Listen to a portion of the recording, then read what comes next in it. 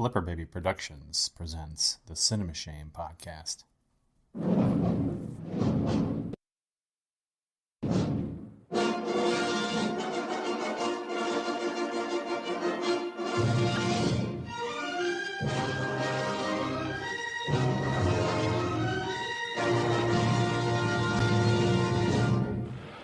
And finally this evening, if you don't know what a 100-year-old Wookiee is, he or it is seen here on the left, chances are you're going to find out. Douglas Kiker reports.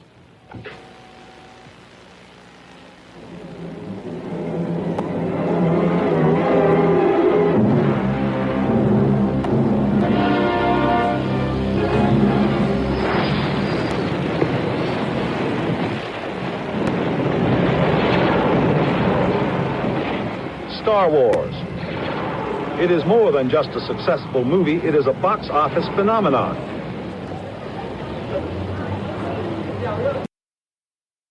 Records all over the country. Not since Jaws line to see a movie. Alan Ladd Jr., an executive at 20th Century Fox, whose film it is, its appeal.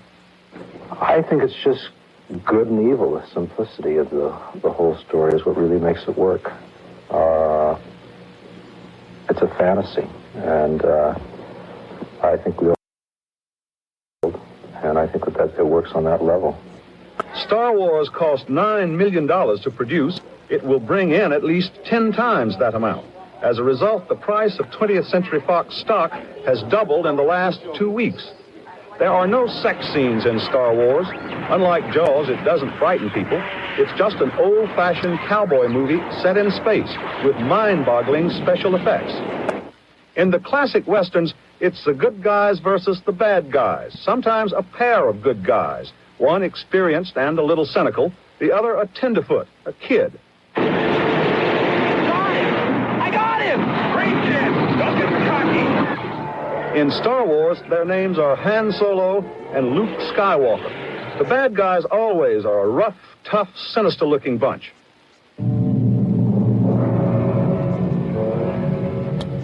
And never more so than in Star Wars.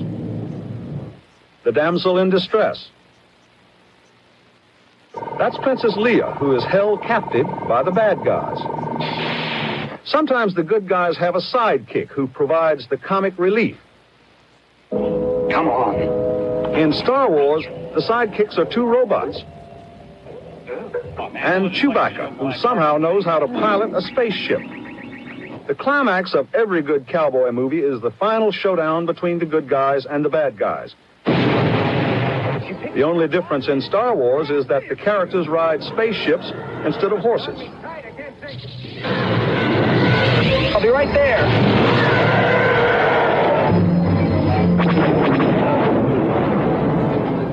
A cowboy movie set in space. That's Star Wars.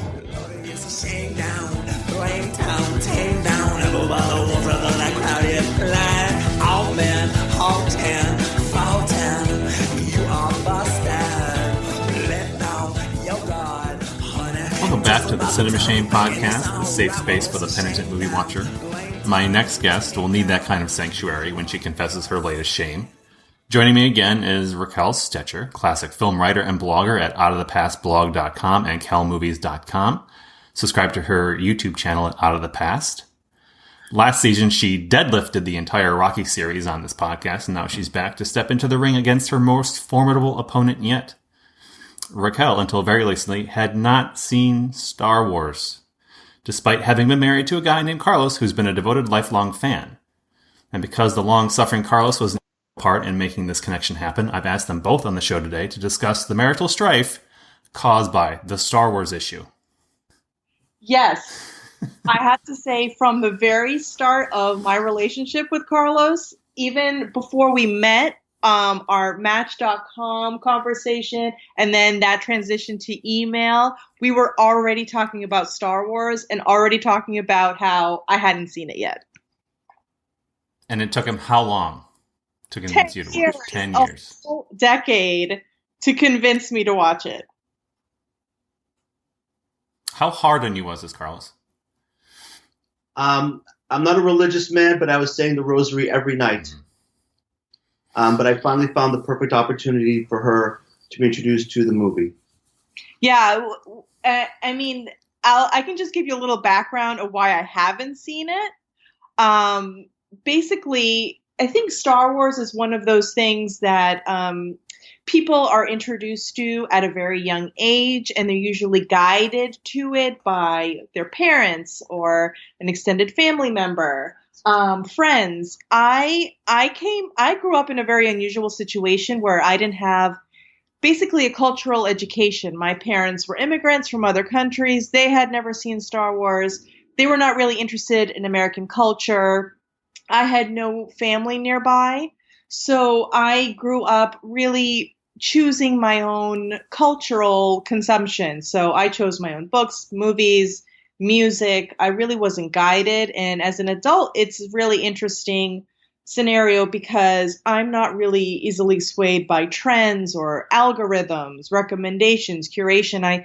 I'm very much like I pick what I want to see. So, so I didn't really have anyone guide me to Star Wars, but Star Wars was always kind of part of my story too. I remember, I mean, any kid who grew up in the 80s, like I did, Star Wars was everywhere. I played violin in an all-school orchestra, and one of the things we played was the Star Wars theme composed by John Williams, who at the time when I was playing it was the conductor at the Boston Symphony Orchestra. So that had kind of like a regional tie since I'm from the Boston area. And then fast forward to when I was a teenager, I was working at a bookstore, and that's when the first prequel came out. Star Wars exploded all over the store. There was merchandising galore. I had no clue what was going on. And I still hadn't seen it. And it took until the point where I met Carlos, when I was like, oh, well, you know, it's kind of a funny thing. I still haven't seen Star Wars at this point, but Carlos is so passionate about it. It took me a while to open up to it, but then I finally did.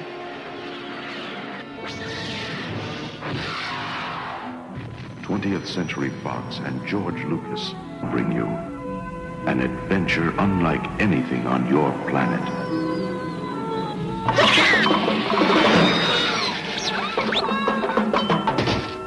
Star Wars. Stop that ship! Faster!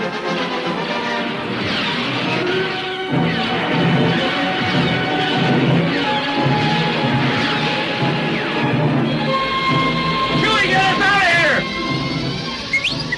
Oh my, I'd forgotten how much I hate space travel. Here they come!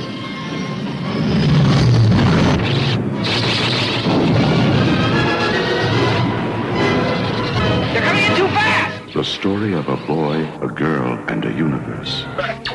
Help me, Obi-Wan Kenobi. You're my only hope.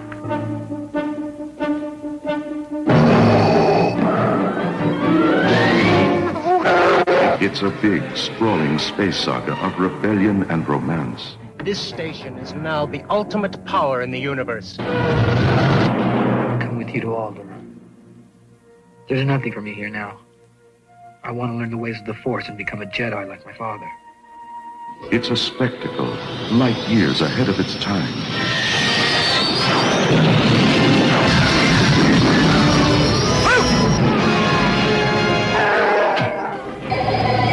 It's an epic of heroes.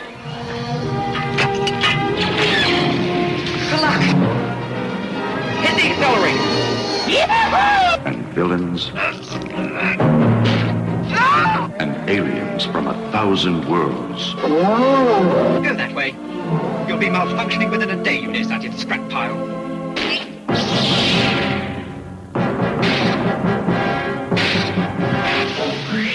Star Wars. 1 billion years in the making. The Force will be with you. Always.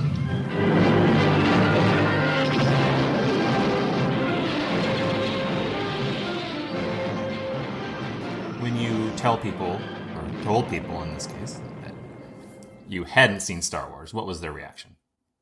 I found a lot of people who also hadn't seen Star Wars, or who had seen A New Hope and then had not seen anything else. And I did get some, I also got people who were diehard Star Wars fans who told me, wow, it's insane that you haven't seen them yet. When are you going to see them?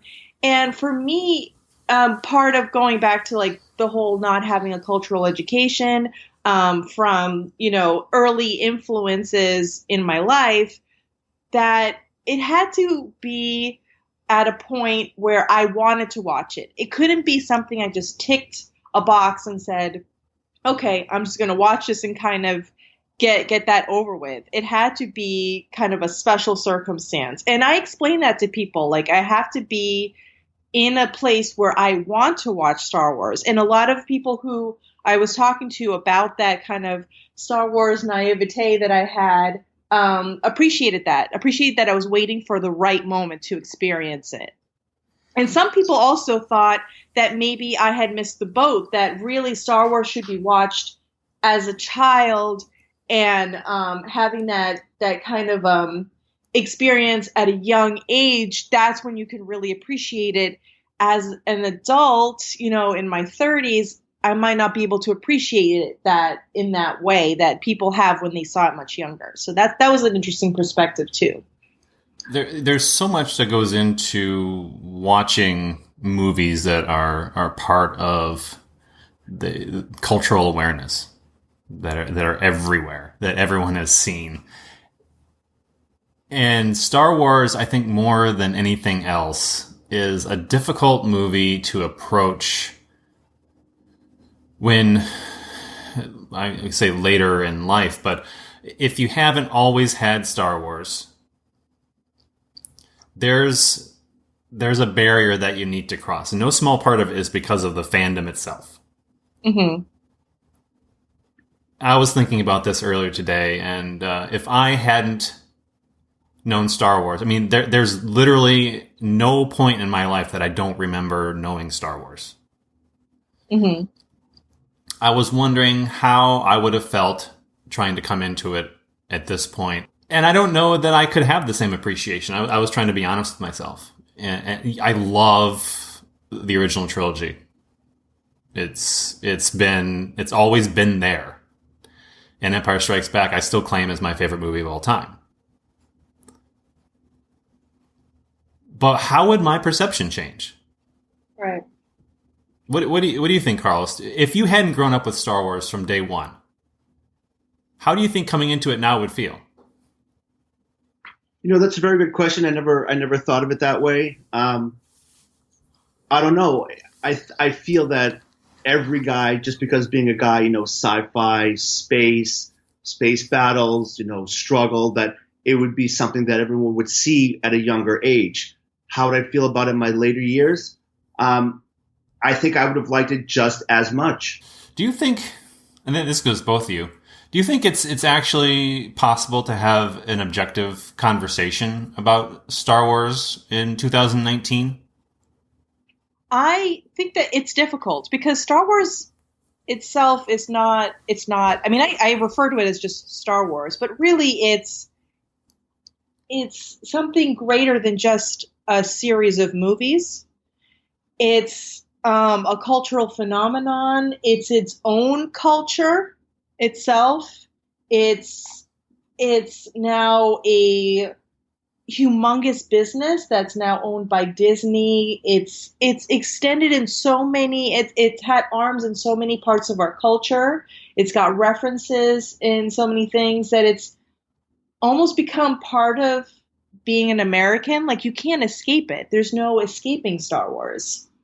So it's hard to look at it objectively because it's not a movie. It's so much more than a movie. So you can't, I tried when I watched it for the first time to look at it just as a movie from the era it was released. But honestly, you can't really divorce it from the cultural implications of how important this is to us. Think about all the Star Wars fan clubs. Think of all at Halloween, how many people dress up as characters. Think about, as Raquel said, influences in music, cinema, movies, other movies, comic books, literature. All the merchandising. I was reading something yesterday where the total value of Star Wars merchandise since its inception is $65 billion worth of merchandise sold. That's not pennies. That's a huge amount of money. And, George Lucas, when he first started the movie, he took a pay cut because he had the vision that, he knew that the money was in the merchandising. And he said, I'll take 40% of the merchandising. And the people thought that he was crazy. And they said, okay, fine with us. And he came out on the high side because he had that vision. But as Raquel said, it's just so embedded in our lives that you just cannot view it as one simple movie. And also for us, we've been together almost 10 years. Like the 10th anniversary of us meeting for the first time is next month. And it has been part of our conversation and part of our love story from the very beginning. And this was at a point where I hadn't even seen it yet. So I think that also speaks to how strong the Star Wars culture is. The fact that, someone who had never seen it and someone had seen all of them were already talking about it at the very beginning. Yeah. I think in terms of the iconography too, that becomes rather oppressive. You're watching this movie for the first time and you're seeing all the things. I'm not necessarily talking about spoilers. You see something that's so commonplace now. It's like, oh, well, there it is. Oh, and then, Darth Vader shows up. Oh, there's Darth Vader. Like, it doesn't have, I think it's hard to foster the kind of awe, we'll say, that you'd receive without knowing or having seen these things over and over and over and over and over again. Well, I have to say, though, when I was watching this, I did one of the things is I tried to approach it kind of in a neutral space. I didn't try to have any high expectations, nor did I try to have any low expectations. Because I think if I had watched it before, I might have been like, well, I'm not going to like this. I don't usually like science fiction. But I came to a place where I just decided to let the movie have the influence on me at that time and not impose anything on it. So I thought that was interesting. But one of the things, too, is while I was watching it, is I was picking out some references to things from my own background, just like some biblical references and sort of the religious themes of the movie, and also some references to mythology. That it's something I studied a lot when I was in college. So for me, it was cool to see, finally see Chewbacca, finally see Darth Vader, finally see the creatures, and to kind of learn the origin story and like to learn the nuances of the things that were very familiar. But I also had a lot of fun picking out the references to other things that weren't as generally known. And part of the experience for you, I think it was very important that the presentation be as big as possible. Yes, that removes all the excess noise too. When you're put into a situation like you were, where you have the score being played and the massive screen, that's when you can truly immerse yourself and leave the baggage outside. And now I have to give you a little backstory about how that happened. And what actually happened was, so Carlos and I were watching TV, and I think it was Rogue One was on, hun? Is that correct? Rogue One was on, and I was flipping through the channels, and I paused it there for literally 1 second, and I was like, no. I got yelled at. I was like, no, I have to. I can't watch a Star Wars movie until I'm ready to watch a Star Wars movie, and it has to be Star Wars: A New Hope. And so I think literally the next day, Carlos found out that the Boston Pops, which is an orchestra here where we are, was playing Star Wars: A New Hope at the Boston Symphony Orchestra at the Symphony Hall. And they were going to play it with the original score, a live accompaniment. And Carlos had called me up and said, hey, what do you think about that? And I was like, oh, that sounds interesting. And then he went ahead and bought the tickets. And I was like, okay, I guess I'm in for and for this experience. I mean, it's a great, it was a great opportunity, I think. What do you think, hon? As I said to her on the phone, I said, there's no better way to be introduced to Star Wars by doing this. I mean, you can go to the couch, we can flip it on, you see it, okay, that's cool. But to have the music removed from the soundtrack and played live by the Boston Pops, at Symphony Hall, conducted by Keith Lockhart. I mean, there's just no better way to get introduced to this. This is really the way you want to do it. You're super lucky because, again, so many people have seen it in the past, and probably 1 or 2 or 5 people in the entire hall, maybe that was their first time, and everyone else has seen it, multiple times. I mean, this was really a special way to get introduced to it. And also it tied back to my history playing violin in orchestra, where I played the Star Wars theme. So part of like the orchestra geek in me was, enjoying that aspect of it. And then it just made sense in terms of my history to watch it in this way. But I do have to say one of the issues with watching it on a big screen with a live orchestra is my distraction of trying to look at the orchestra, because it's great when like the horns come in or like when the violins start to play and I really want to or the percussions come in and I really want to watch what they're doing. But then you also have this movie to watch too. So one of the things that they did was they added subtitles just in case the music maybe overpowered what the characters were saying. So we were able to pick up everything. But it was a great presentation, but I was just slightly distracted by the orchestra. At least maybe for this conversation, and maybe for most people overall who kind of lose sight of where Star Wars began, that George Lucas really began as an independent filmmaker. He had made THX 1138 that didn't fare all that well, but he was given a 2-movie deal. I finished American Graffiti. I was broke because I didn't get paid very much to do American Graffiti. It took me 2.5 years to do it. And so I was desperate to get another job. When I had gotten the deal to do American Graffiti, United Artists, who I made the first deal with to develop it, said, "You got any other ideas?" And I said, "Well, I've been thinking about kind of a space adventure, Saturday matinee serial kind of movie." And they said, "Okay, well, we'll do that too." So when I finished American Graffiti, Universal was not going to release it. I was dead broke. And so I had to get a job just to live. And so I had this deal to do this space film. And so I went to United Artists with this idea of the space film, and they turned it down. And then I went to Universal for the idea of the space film, and they turned it down. And finally, in the process of us screening the film for anybody and everybody who would look at it in order to try to get it released, American Graffiti, Alan Ladd Jr. saw it, who was the head of 20th Century Fox. And he said, "I love this movie. You're very talented. And what do you want to do?" And I said, "Well, I'm trying to get this space thing off the ground." And he said, "Okay, well, I'll fund the screenplay." And I got the deal to do the screenplay. And it wasn't really until 6 months later that American Graffiti came out and was a hit. This was all done when I was starving, and the $20,000 I got to write the screenplay was like more money than I'd seen in 2 years.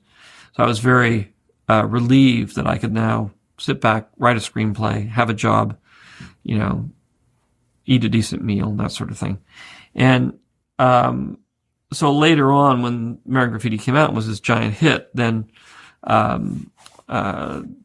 I used that opportunity to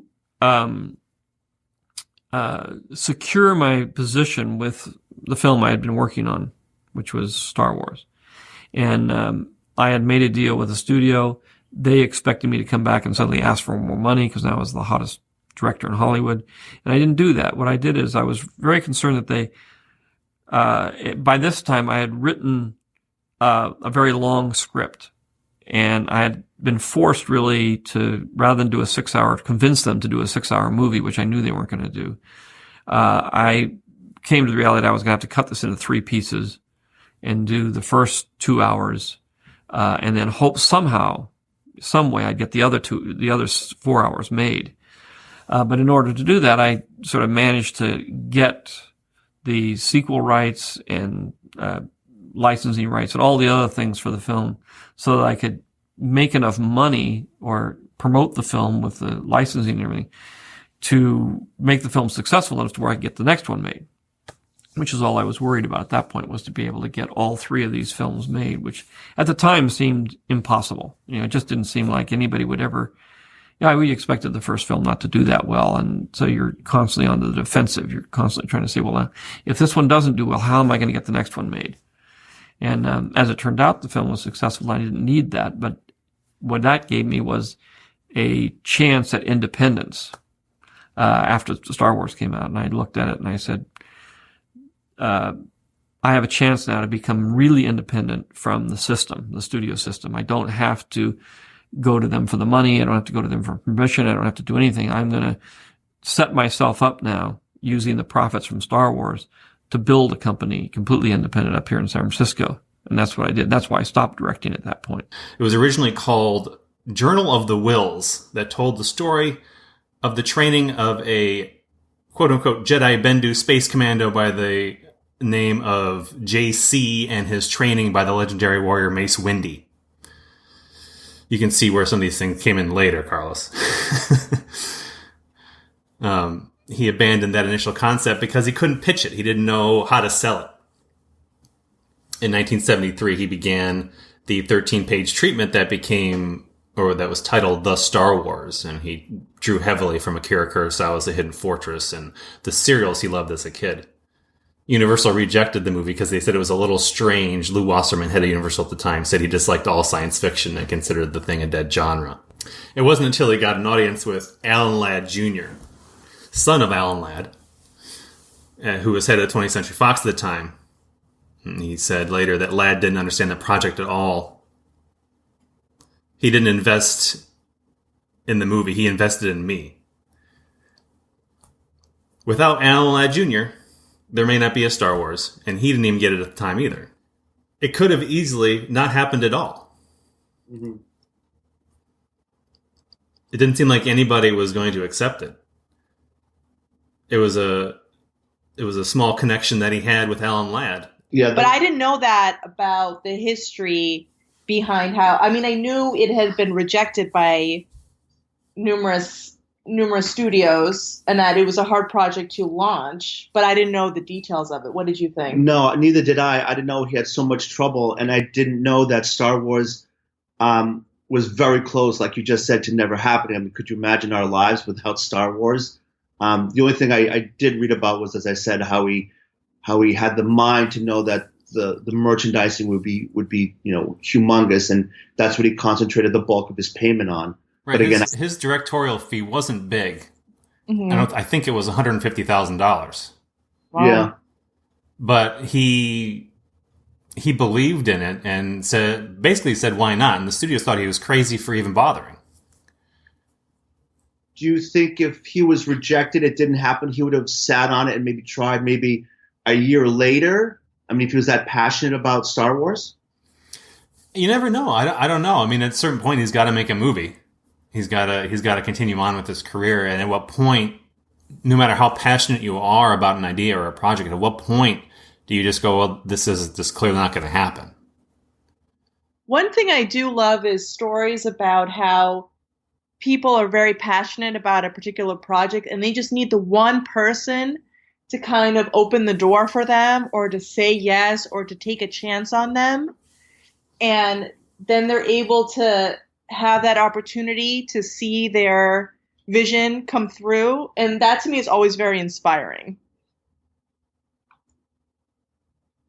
So go Alan Ladd Jr. Sure. Did Lucas negotiate any points or percentage, or he thought this, I'll just take the merchandising because I don't know how this thing is going to pan out, or what happens if it doesn't pan out, or when he renegotiated, he asked for sequel rights, serial rights, so all future properties made from the original Star Wars movie, and than the merchandising.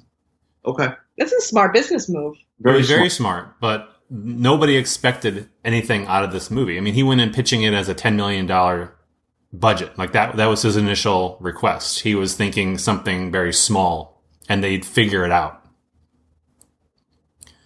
Of course, it didn't stick to 10 million, but in terms of the scope of what he had in mind and what he was pitching were two different things. He was pitching a cheap film that the studio would take a chance on. But in his head, he has, shall we say, delusions of grandeur. I'm out of it for a little while. Everybody gets delusions of grandeur. He's always believed in this idea, and he believed in himself as a filmmaker. It's pretty astounding to have that kind of personality at that age. I mean, that's quite amazing because so many of us have imposter syndrome. We just don't believe in ourselves enough. But the fact that he believed in himself enough that he knew that he had something special with Star Wars, that's quite inspiring, I think. It is. And I think about all of the projects that I quit after a few days. Like, it doesn't work. Like how easy it would have been. Part of it's his personality, too. Mm-hmm. He's very stubborn. Will somebody get this big walking carpet out of my way? Well, I think that in itself, too, is something we can take from just like to go after your dreams and to be stubborn and to think ahead, too, because he had the mind to actually think of the long-term goals with this and not just the short-term. And he had the confidence in himself knowing that he had something special that could do well when pretty much there was a lot of voices of doubt surrounding him. And I'm feeling inspired right now because I myself always have, sense of doubt in my work. And what if I really thought, wow, I have something good and I just need that one person to take a chance on me. Who knows what might happen? And he surrounded himself with people that helped make it happen. He had people that believed in the project from very early on. So he had Gloria Katz and Willard Hike who helped him revise the drafts. He wasn't working in a void. Okay. He had Gary Kurtz, who was his producer, who was helping push this movie through. I believe he was the reason why he was able to get Alan Ladd Jr. to see what he was seeing, or at least believe in him as a filmmaker. I mean, also just a thing I'd forgotten until I read it this morning. Brian De Palma helped him with the opening crawl. Okay. I did not know that. Yeah, Lucas had written this magnum opus for a crawl, and De Palma said, that's gobbledygook. You need to redo that. So De Palma had a hand in shaping the opening crawl of Star Wars. But it just happened all at the right time. You look at the differences between the original Star Wars versus what came later, and he wasn't able to do everything that he wanted to do because of the budgetary constraints, because of the limitations of technology, the limitations of the model work that he was using at the time. And that forced certain creativity that may not have happened outside this narrow window in the late 70s when we had the capacity to make such a film but couldn't do everything. And we see what could have happened for the worse in the prequels, if he's given free rein to think and create and do anything he wants. And that's clearly not the right way to operate. Star Wars started, it's really a small story. I mean, it's very much Joseph Campbell. This isn't anything extravagant. We're not dealing with an elaborate narrative here. And that, along with the roots as really an independent production, that gets lost in all the other stuff and the scope of how we see Star Wars in 2019. That was one of my takeaways watching A New Hope for the first time, was that it felt like a very focused story. It didn't feel like there was anything excessive or that it was trying to do too much. It felt, like you said, kind of a smaller story, and because of that, that really benefited it. Nothing felt really hokey or silly. It felt innovative. And it I mean, the scenes with the battles felt exciting to watch on a big screen, even now, years later. So I think the fact that it was an independent production, they were taking a chance, but he had that support and he had that vision, really kind of shows through in the final product. Now, you would have seen the cleaned up special edition, I'm sure, because nobody's allowed to show the originals, correct? What is that? That's the version we saw. The retrofitted, or yeah, with the extra like scenes and monsters at Mos Eisley and so forth. What's the legal standing now of that? You can't. You can't find it anywhere unless you have an old DVD. I don't think you can find it on Blu-ray. No. Yeah. So George Lucas said that there is no version other than the special editions. But when he cleaned up the original film for the 1997 re-release, and then he's tinkered with it after then. There's been 2 or 3 different revisions of the film for release. So the version that's on Blu-ray now isn't the same version that was released in theaters in 1997. Okay. He keeps messing with a little bit here and there.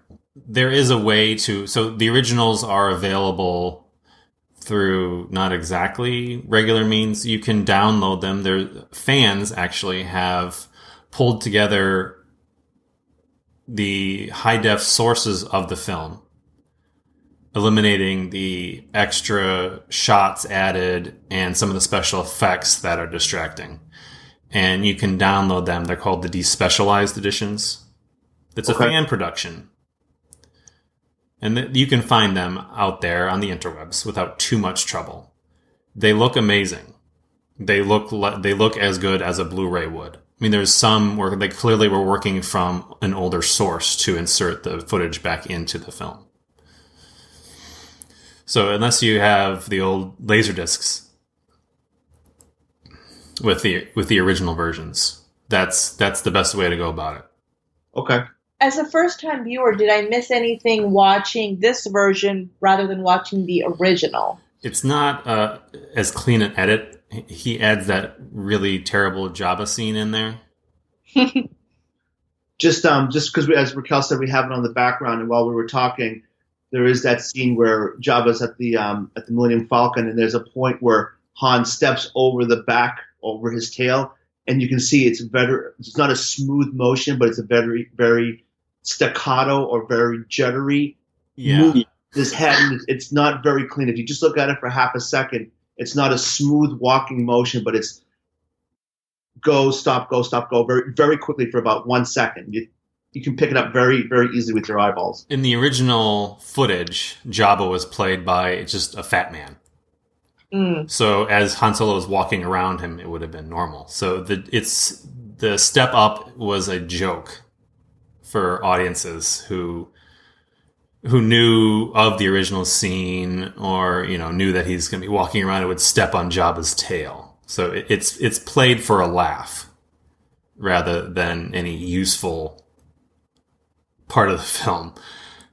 Other than that, there's also the Greedo scene, which has caused many people to have conniption fits over the years. Greedo shot first. In the changed edition, he has Greedo shoot first, and then Han reacts to Greedo shooting at him. Because being a good guy, he didn't think Han Solo would strike first. Which is terrible logic, because Greedo just then misses from 2 feet away, and Han Solo reacts by shooting him.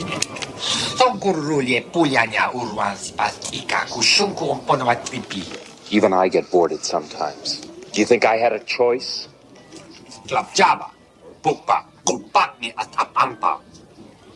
Over my dead body.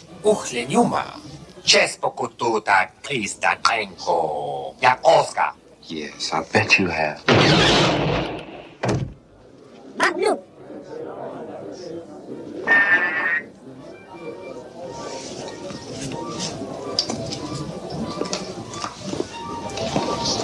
Sorry about the mess. The cleanup special effects are very nice, especially in the beginning of the Death Star assault with the X-Wings. But I think everybody would trade it for in an instant to get the originals back. Yes. So some of those special effects that I thought seemed kind of... You can tell they're plainly computer based. I see. So if you watched thinking about that, they would stand out. He cleaned up a lot of small things. There's lists on the internet that you can find, should you be so inclined, that detail the hundreds of seemingly minor changes that you wouldn't notice normally unless you're looking for them or had a list in front of you and you're checking off as you go along. Like just things like the way the speeders looked on Tatooine. Because they were on wheels, basically, and he blurred out what was beneath them. So in the originals, you can see that it's a weird, hazy thing on the film that covers up how they were really moving. But in the glossed up versions, he's removed that, so it's clearly hovering without any extra assistance. I was wondering how they did that. So, okay, that's interesting to know. I have to say, one thing I was curious about in terms of our experience seeing this at Symphony Hall with the Boston Pops is now that the whole Star Wars franchise is owned by Disney, how what kind of arrangement do you have to make to show Star Wars? I have no idea how they make those arrangements. We know that Disney is notorious for not allowing their properties to be shown. Right. So that's why I was really curious, especially since this is kind of an unusual presentation with the live music. Like, how does that work? It's a good question, and I have no idea what rights are finagled, because it is a slightly different experience. Now, what hoops you have to jump through, that'd be a good question. I don't know, because they did show Star Wars at this year's Turner Classic Movie Film Festival. Yes, and I was actually thinking before we even had heard about the Boston Pops presentation, I was thinking, oh shoot, that would have been a really great first experience to see it at it was showing at the TCL Chinese. Yeah, formerly the Chinese. So that would have been also a really great first experience. And one of the things too is with my first experiences, I do try to make them special if I can. And a lot of those have been at the TCM Film Festival or at local screenings. And I try to make sure that it's something special, not just, okay, I'm going to watch it at home and tick off a box. But if I can see it in a special way, it does really add to it.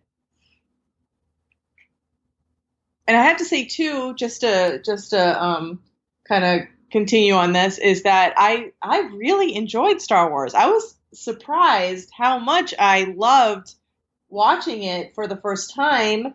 And thank you to Carlos for bugging me for 10 years and also for treating me to this very special event, because I have to say the things that resonated with me for sure were the kind of the religious themes with the Force.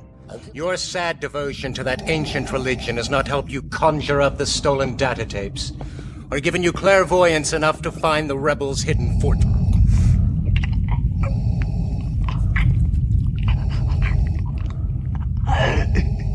I find your lack of faith disturbing. And how that all ties into it, between Carlos, you're going to have to help me here. The Rebel Alliance and then the Empire, kind of that battle. And I love the mythology of it. Like, there was something that I had pointed out to Carlos that he hadn't even noticed, which is that structure that's carrying the Jawas. Yeah, and the droids. The sandcrawler thing? Yes. Yes, which is definitely a reference to a Trojan horse, I have to say.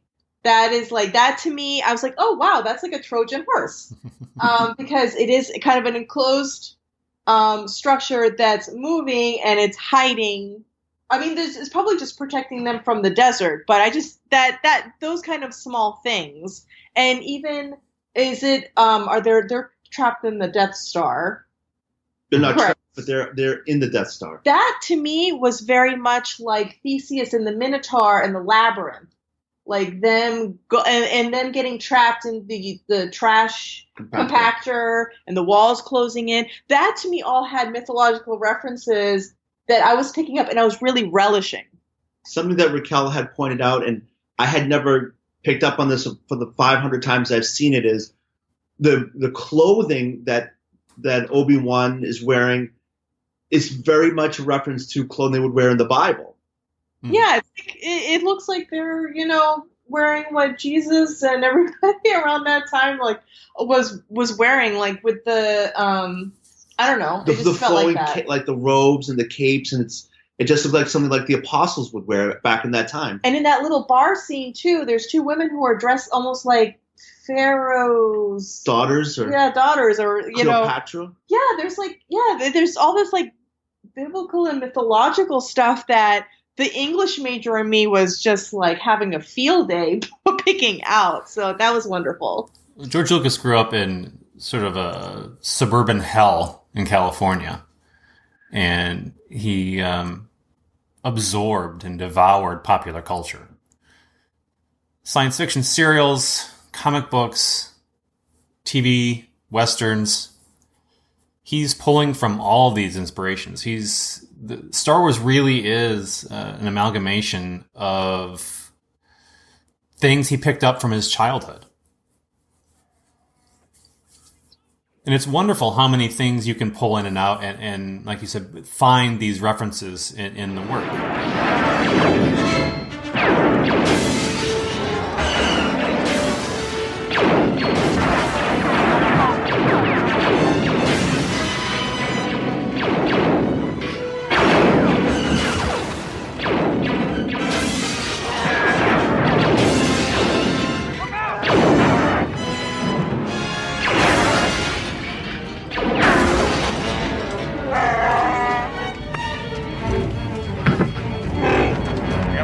cell this princess of yours is in. Here it is. 2187. You go and get her. I'll hold him here.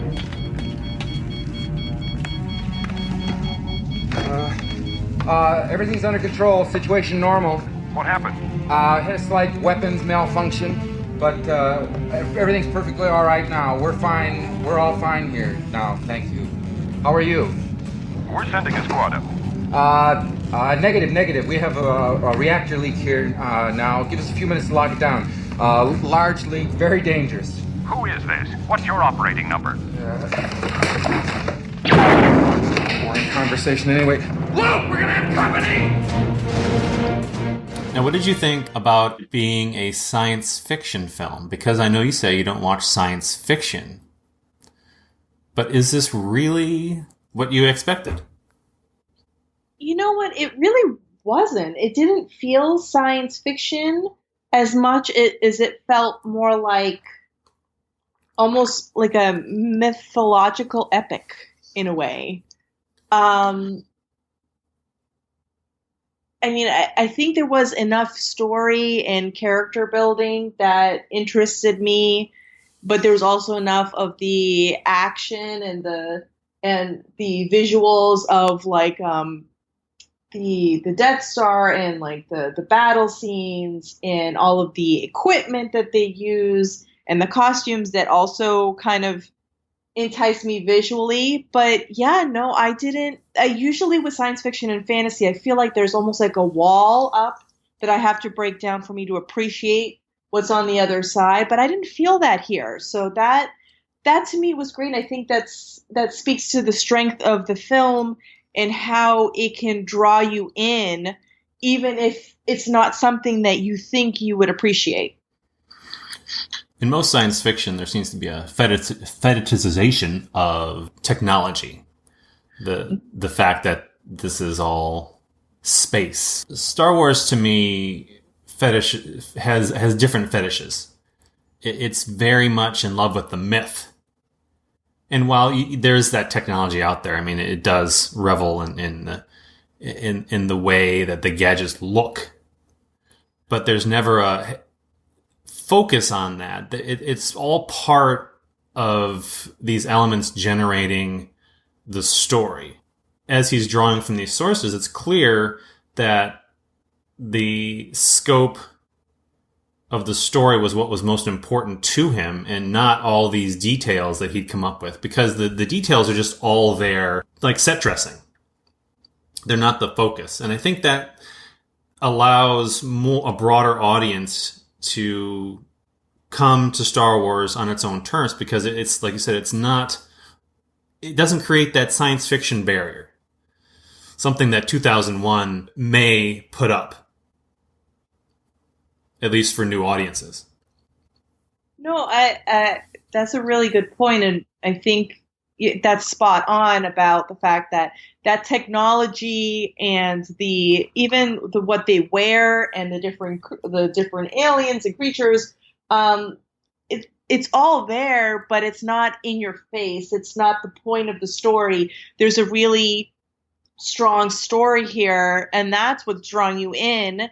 But also on the flip side of that, what great merchandising with all of these things, and that's what speaks to how Star Wars became this great phenomenon, is that you could pull from those elements with the stormtrooper costumes and with Princess Leia's hairdo with the buns on her ears, and then also like the different creatures. And even I remember in the 80s how, like, I remember R2-D2 and C-3PO showing up at award ceremonies and presenting, that also, like, there's enough of that in the world of Star Wars that can be pulled out and kind of used and given its own almost like separate storyline outside of it too, so that it just works on both levels. Like, you have that story that draws you in, but you have all the smaller details too that you can enjoy. And something that we haven't talked about is that there is a massive Star Wars backstory and universe and timeline that goes off in several different tangents. This is just one small portion of the overall story. And the fact that I am a first-time viewer of this, one of the things that was worrying me was being overwhelmed by that backstory, but that really builds over the different movies. So I didn't feel overwhelmed with this backstory.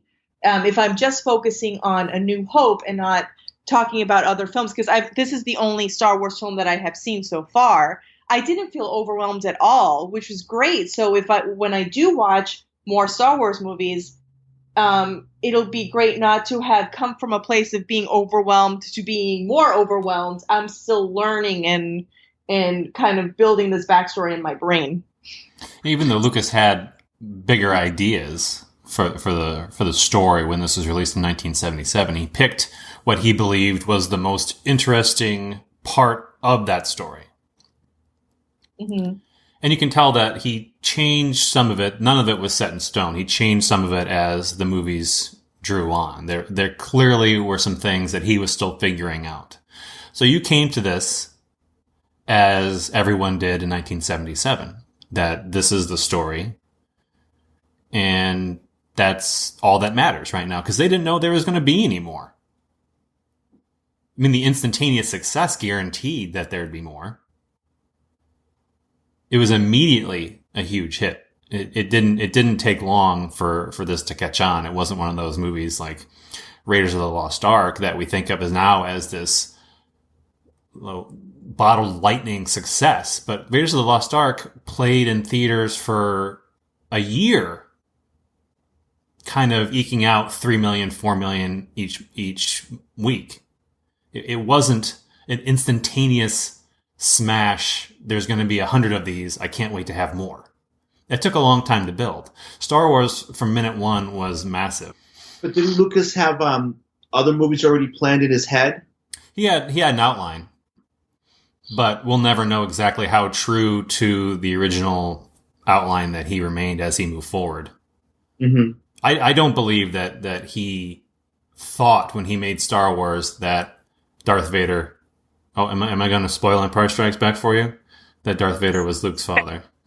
Oh, geez. I mean, that's what everyone knows. Thanks, Jay. And I believe that was something that came to him after he was writing, and it's like, oh, this is a wonderful. I mean, as a notion of like a cliffhanger or a serial, an ending of a individual serials episode, that's genius. Mm-hmm. To pop this out there as the cliffhanger. But I don't think anyone will ever know for sure because there's so much story and rumors and hearsay. Lucas knows. One of the conversations Carlos and I were having was the fact that it's very clear. It's not very clear in this movie that Darth Vader is Luke Skywalker's father, and I didn't know at what point that revelation happened in this scope. I wasn't sure if it was in this movie or was in another movie. And they had conversations about his father dying. And I'm wondering if that was intentional because, it was Anakin Skywalker before that died with Darth Vader being created. Was that the reference? Was that intentional? Or did that come later after this movie was already done and they're working on other stories? I mean, the argument about whether he knew it was his father or not hinges on the conversation with Obi-Wan Kenobi early on in the film, where he says that, Darth Vader murdered your father. Now, whether he's using that as he's protecting Luke from the truth at that point, like he can't handle it, it's not, but we don't know. It's not, and I don't care. It's not one of those things that it changes. Maybe it doesn't quite line up 100%. Like if you're picking it apart to death and you want to know exactly whether he knew or not, it doesn't really matter. It works as misdirection for the viewer. It works as misdirection if you're saying that they want Luke to know. Mm-hmm. It's fine with me. It doesn't give anything away, and it doesn't lead you to think that in Star Wars. So when you do get to that moment in Empire, and you have the holy hell moment where it's all revealed, and like it works whether he knew it or not. And people get that's one of the things that the fans get so fixated on, and the arguments that happen is this minutia. And when you talked about how Star Wars fans can put off new viewers, there's so much of that, and it can be so frustrating for people who just want to watch the movie as a movie. Which is totally my experience, because Carlos and I were talking about stuff and he was bringing up things. I was like, wait, hold on. Can we save that for another time? Because it's already starting to complicate things. Let me just kind of come to this with a fresh perspective. I mean, I already know a couple of spoilers because they're everywhere, including the Darth Vader thing. But let's have that conversation either after I see this one or after I see a couple more.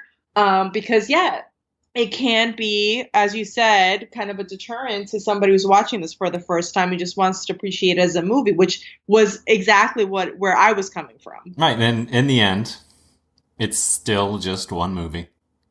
Yeah. It almost hurts a little bit to say that, because it's not just a movie to me or, millions of other people. But it's 2 hours. It begins and it ends. The lights come on and you walk out. It's not unlike any other movie. And to someone coming to it after all this, it's hard to allow that to happen for yourself. And I'm so happy that you did. I think that comes from maybe my background and just not being swayed by stuff. Like, honestly, it's really hard for me to jump on trends and to be influenced by stuff. And I always thought maybe that was a bad thing, I'm kind of jealous of other people who were introduced to things at a young age, like who were introduced to Star Wars when they were kids. Maybe their parents took them and they had that bonding experience. But then also I think too is I can come to things with a fresh perspective and really appreciate them for what they are. And I think that's a gift too, and that definitely happened here. And I'm glad. Maybe I shouldn't have waited this long, but I'm glad that I found a time that I was receptive to it, and I didn't come with any baggage for this film. So I was able to kind of just appreciate it for what it was. So I think that it ended up being the perfect time and the perfect situation to watch it for me. Almost like you would as a kid, not knowing what to expect and just experiencing it for the first time. I almost had like a childlike experience in my first time viewing. Yeah, that's wonderful, because how often do you feel that? Yeah, it's rare. The older you get, you just have... It just happens so infrequently. Yeah. If at all, really. I mean, I can't... I have a hard time thinking of the last time I felt any sort of childlike wonder at a film. So the funny story about what you just said was when we went to the Symphony Hall, and the lights got dimmed, and everyone's coming out and the applause, and they did the intro for 20th Century Fox, and then they start the film, the music, and I was sort of like kind of bouncing up and down in my seat a little bit, clapping along. And I felt this motion next to me. I'm like, what's going on? I had this huge grin on my face, and the woman in front of me joked. She turned around, she goes, "What are you, 6?" And I said, "Yeah." I think that was wonderful to see, as he got so excited at several points, and he was just like tapping my shoulder, and I could feel him jumping in his seat. And what's interesting too is we're kind of on a side wall, and we're watching the screen to our right, so we're kind of I'm turned away from Carlos, but I still could kind of sense him tapping into his like childhood experience of watching Star Wars and kind of geeking out over it. So that to me was really fun, because I could experience this with somebody who this film was very special, and then also have it be my first time. So that kind of added to it, I think. Now, you'd seen it in the theater before, right, Carlos? Did you see the special editions? Yes. So that would have been my first experience with Star Wars in the theater. I was old enough to drive my parents crazy, taking me to Return of the Jedi. Oh. But Jedi was the first one I saw in the theater. I think we went 5 times. Wow. In 1983, so I would have been 5. But I was obsessed. But I didn't get to see Star Wars or Empire in the theater until the special editions were released. Right. In 97, and I guess it was 98 came out. Now, I'm Gen X, but I'm at the very end of it. So the first 2 films came out before I was even born. I was too young to see the third. So that could be another excuse of why I haven't seen it. I don't know what the history of them releasing the films were after. I know there was...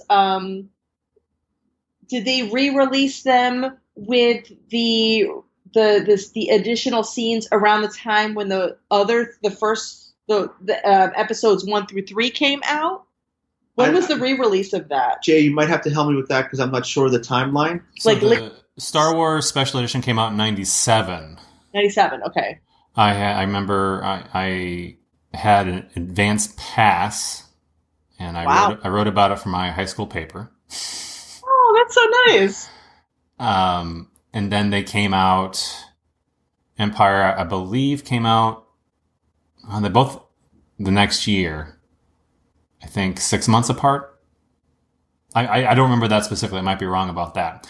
But it was actually the re-release that proved the box office viability of future Star Wars films. I guess they were uncertain that they would still have the same impact, because it had been sort of a dormant franchise at that point for quite a while. Okay. And as a result of the renewed vigor from the special editions and the way they performed at the box office, that convinced Lucas that he should pursue the next 3 films. Oh, wow, that's interesting. And they came out so Phantom Menace came out in 1999. I remember that was the year I was working at a bookstore, and there was Phantom Menace stuff everywhere. We had cardboard cutouts. We had all sorts of movie-themed books, novelizations, picture books, toys, Like it was I always describe it as Star Wars exploded in the bookstore.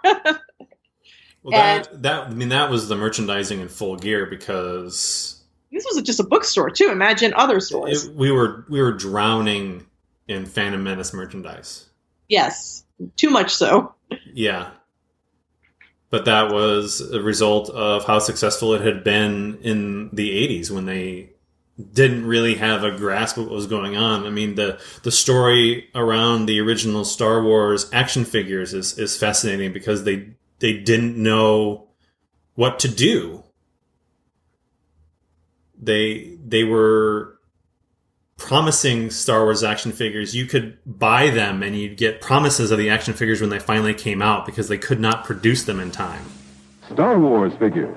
R2-D2. Chewbacca, Luke, and Princess Leia. They're the Star Wars Early Bird set of figures. These action figures are not yet available, but this Star Wars Early Bird certificate package is in stores. With this colorful Star Wars picture display stand and certificate, just send in to get a set of figures by mail. They'll be sent to you at home between February 1st and June 1st. The Star Wars Early Bird certificate package, new from Kenner. Wow. There's I won't go too far into that geekdom, but there's a wonderful episode on, I guess it's The Toys That Made Us, I think is the name of the series, on Netflix. And there's an entire documentary, I guess it's an hour long, about the making of the action figures. We should watch that. It's fascinating. You will not believe how difficult it was for them to produce the toys. Wow. They just didn't have they couldn't grasp what they had in terms of expanded merchandising. The downside to that was when they released the prequels, they knew and they went way overboard. That's the thing, is you have to create a need and a want for something, but if you saturate the market with too much stuff, then people get overwhelmed by choices. It loses its value having so much product out there. So yeah, it had to have been, somewhere in between, where you could take advantage of that merchandising, but not oversaturate it and then have it just bomb. Yeah, which is the sad fact of what happened, because they had bins and bins of the new action figures from Phantom Menace after the movie, because they just could not get rid of them. But yeah, the documentary is illuminating, because I was I collected a ton of them, and just as one example, when the Emperor arrives on the Death Star in Return of the Jedi. Yeah.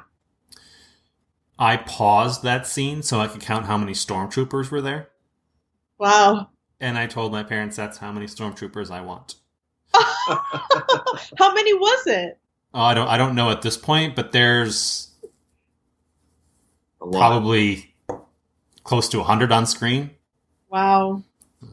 I never reached that number, but I will tell you that whenever anybody, especially my grandmother,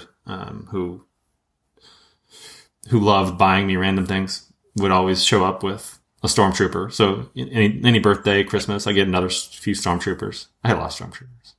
Did you have any toys, Carlos? I definitely remember the TIE fighter, the X-Wing fighter, and a couple of the major characters. Oh, wow. I have boxes of them still. My parents still have them. My kids got into them not too long ago. We're playing with them. Oh, that's cool. I had two picture books. I remember the other one. What was not the Jawas? What's the other? Ewoks. Yep. I think there was I had another picture book. I just don't remember what it was, but I clearly remember the C-3PO R2-D2 storybook I had, and I had at least 2 Star Wars picture books, because those were super cheap picture books you can get at a spinner rack at the grocery store, at department store, or wherever. You didn't even have to be at a bookstore to get those. And I remember just being obsessed with the droids, the robots, and I just wanted that one picture book. And I remember reading it a lot as a kid, and I had no Star Wars knowledge. I just really liked that one story. And I wonder if I can find it and if that's at all even valuable, because that was from the early 80s. Now, did you guys play with your toys, or did you like have them kind of in pristine condition? And I destroyed mine. You destroyed yours? Mine are in bad shape. Oh, well, that's good. At least because I mean, growing up, I remember my neighbors weren't allowed to play with their Barbies, but I played with my Barbies, and like they missed limbs and had their hair cut off and missing clothes, and like it's nice to have like a pristine edition of something, but then as a kid you want to play with these toys, so I'm glad you guys were able to play with your Star Wars figurines. Yeah, I played the hell out of it. I was rich in joy, but I would have been much richer had I not. Well, we had no idea. Nobody did.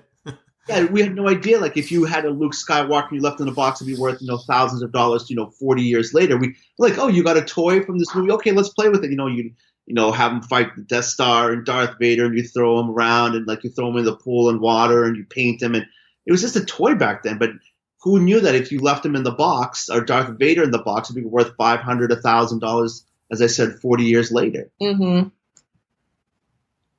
Yeah, some of them that I still have. Some of the like vehicles and stuff I have, they're in good shape, but they're not pristine. I remember the R2D2 I had a couple of them because the decals would fade, and the one R2D2 I had lost all of its color, so he was just a white dome. All the blue had worn away on the decals that were on there.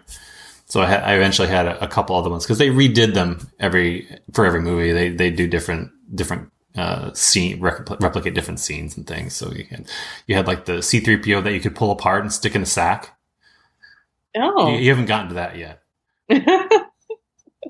But there was Chewbacca that you could carry him around with, and they're all the different outfits for the characters. This is they changed them.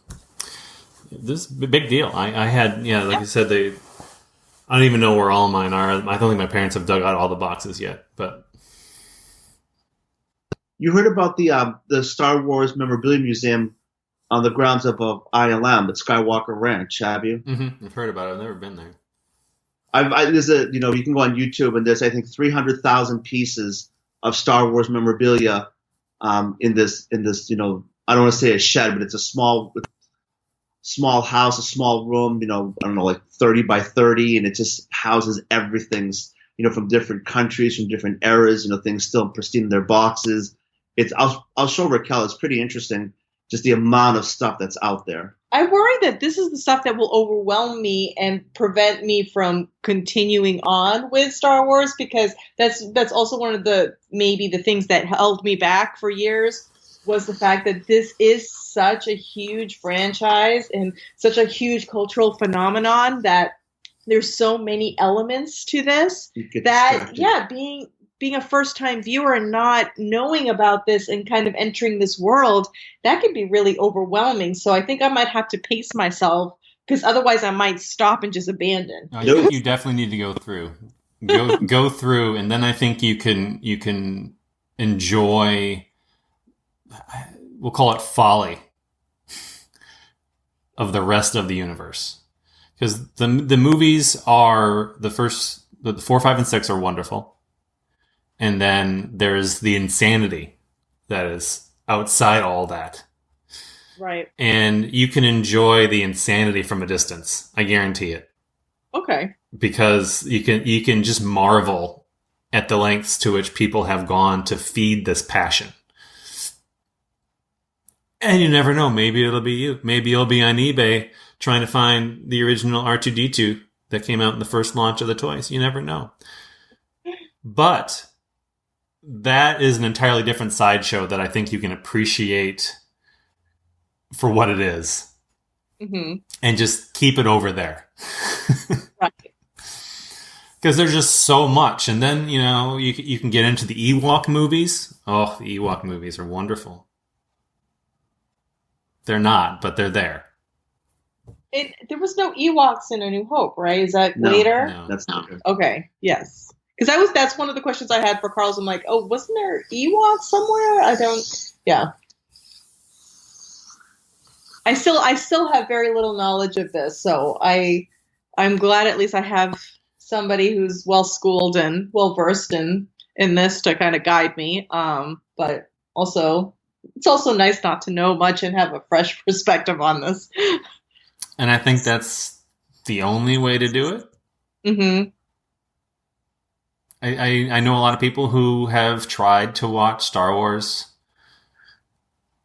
having not seen it as a kid, and they don't take to it. And I think a lot of it speaks to the experience, the build up, meeting it on your own terms, because people are forced to watch it by anxious spouses who said, I can't believe you haven't seen Star Wars. What's wrong with you? And then they're forced to watch it. And of course, in that scenario, they're not going to come to it kindly. It's not on that terms. And that's why I think what works so well about your experience was that you understood how and when you needed to watch it. Right. I mean, honestly, that translates to so many different, if we're going to talk about cinema shame and tackling those movies that you've been meaning to watch for a long time and haven't gotten around to, or you just hadn't thought of watching, but everyone else has seen them. Like, when is your time to see them? And I always approached it like, when is the right time for me to watch it? When am I in a good headspace? And that really helped with the Rocky movies. Like, when I watched Rocky for the first time, I was in a good headspace for it. And it was a good time in my life to watch it. I could connect with the character, could connect with what was going on, and could appreciate it. If I had just seen it a few years earlier and just kind of gotten it over with, it wouldn't have been the same. So I'm a big champion for people to, when they want to conquer the cinema shame, to do it at a time that is right for them, and to try to elevate that experience and do it somewhere special, like see it on the big screen, see it with a group of people or someone you love, like in my case, seeing it with my husband, or seeing it at a festival, or maybe having a special guest there who's talking about their experience working on the film. Try to make it special and try to do it in a time of your life that you're ready for it. Mm-hmm. Experience really is everything. It is a movie. It is meant to be experienced. Mm-hmm. And if you're denying yourself and something that would enhance that experience, like if you're just going to turn it on and watch it because you're just checking, like I said, we're checking off that box. I mean, that's the best analogy we can come up with. People watch stuff just to have seen it, and you're not going to enjoy that. You're not giving it the fair chance. And I've tried to do that with this podcast, and that people choose the movies that they're ready to watch, and when they come to them, they're ready to receive them. But just turning it on to get it over with, that's not really replicating the experience of anyone who fell in love with the movie.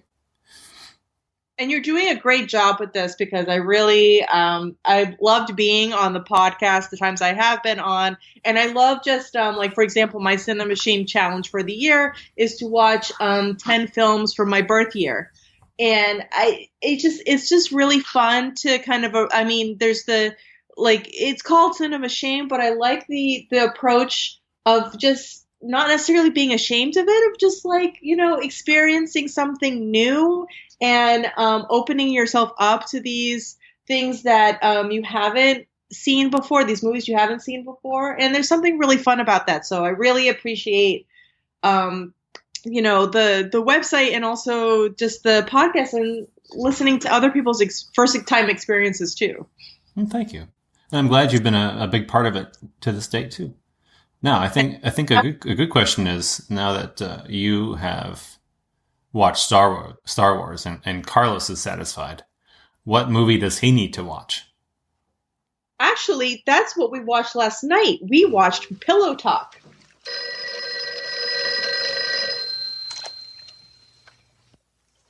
Hello? Morning, Miss Mara. This is Rex. Oh, good morning, Rex. Oh.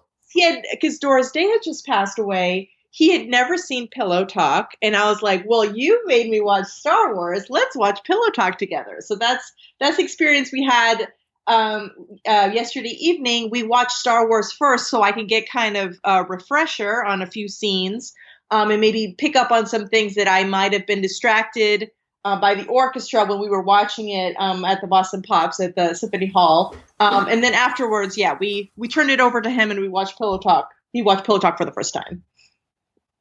And? Carlos? I'm still in shock. No, I'm just kidding. It was a cute comedy. I liked it. Yeah, and I kept pointing, like, this is the thing, too, is how he was kind of geeking out over the different things in like, one in Star Wars, we were watching it last night. He was like, Raquel, you have to watch this scene. Let's just sit and, like, watch this one scene, appreciate it. He was describing it to me, and I was doing that the same with Pillow Talk. I'm like, oh, wait, you're going to miss this one kind of, like, sexual innuendo if you don't pay attention, because I mean it came out in 1959 and it has like all of these kind of subtleties that if you don't pay attention very closely you'll miss them.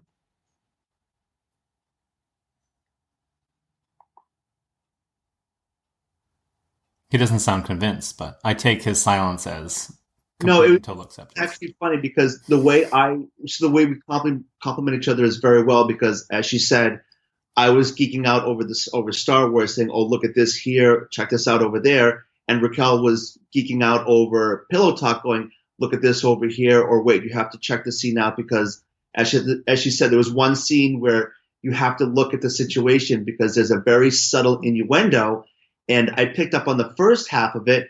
But there was a second half of it, and I would have not picked up that second half unless Raquel had said, "This is it.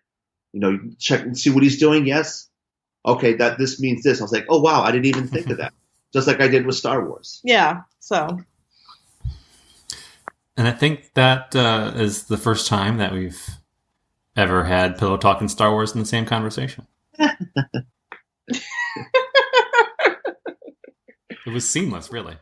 I still, I joked with him for years that when he gets me to watch Star Wars for the first time, I will have him watch the 5-hour Pride and Prejudice BBC miniseries. Although, I mean, that doesn't, in terms of like time, like this is a 2-hour movie and that's a 5-hour miniseries. So we'll have to do a trade-off with something. Yeah, but there's more Star Wars, so. Yeah, well, that's true. That's true. If I watch the next 2 movies, then you'll have to watch Pride and Prejudice. Deal. Okay, that could be cool. That seems fair. I can roll with that. All right. I think we did a good job. What do you think? Yeah, yes. That was great. That was a fun conversation.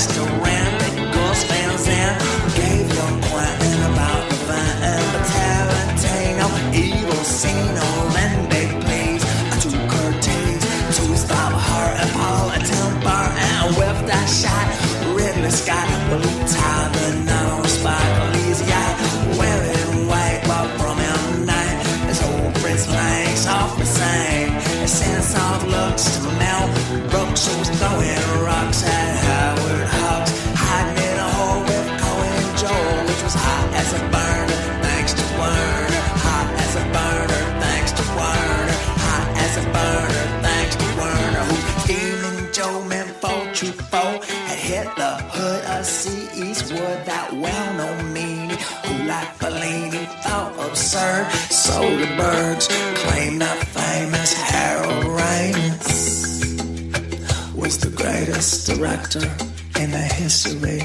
of cinema. You have chosen wisely.